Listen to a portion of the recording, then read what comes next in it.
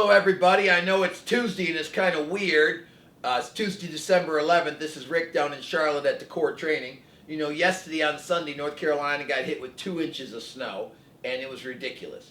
So I made it an optional day to come to work. There were 5 out of 60 people at the Core that came to work yesterday. It kind of cracked me up. The roads weren't that bad, but it's funny. You know, I got in a fight with my wife who runs the company, and I had said, let's make it an optional day, and I'll bet you many of them will show up. Because I made it an optional day, most of them did not show up. So the thing that I learned is people need to be motivated.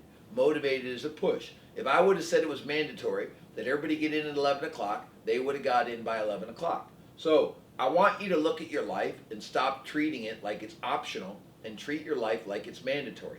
Go to work every single day. Call a set number of people every day. I call 30 people every single day. That's 150 outbound calls a week. I connect with about 150 to 125 a week. If you're in sales, you make outbound calls. I just had a young guy come in here interviewing we hired, and he says, how come you hire inexperienced salespeople? I says, well, it's like a football team. I hire senior salespeople, I hire mid-level salespeople, I hire entry-level salespeople. When I look at my top guys that sell for me in the mortgage business and the Core, my top guy has been with me 15 years. His name is Steve. He closes about 27 deals a month. He's got a really big team. He made about 940 grand this year, and I got him brand new in the business. And I look at a guy that I hired that's been with me for 10 years, and he's been in the business for 20 years, and he's not very good. So I think that sometimes you get inexperienced people and you train them. Sometimes you get mid-range people and you retrain them. When you get senior people, it's normally a nightmare because all they're going to do is argue with you about how to do business and what it should look like. So I personally like a fresh approach or a mid-experienced approach to business. That's what I like. So I think that that's what I'm thinking about. And then I had one of my coaches call me today, Nikki, who's one of my favorite coaches, and said she's frustrated, that she doesn't feel she's making enough growth. Right now we're reading the book at the Core called Chop Wood and Carry Water by Joshua Medcalf. This is a little book about how to fall in love with the process of becoming great.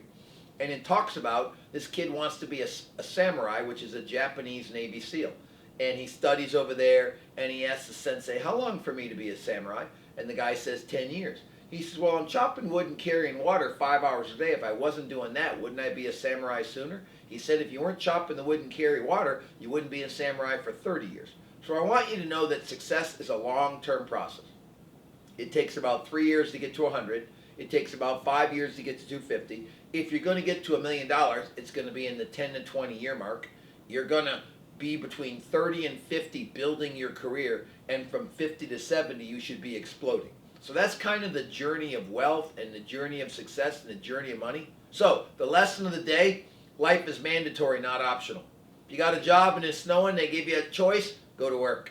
You got to make some phone calls, make some phone calls. Do the stuff you have to do, not the stuff you want to do, and I think you'll have a better life.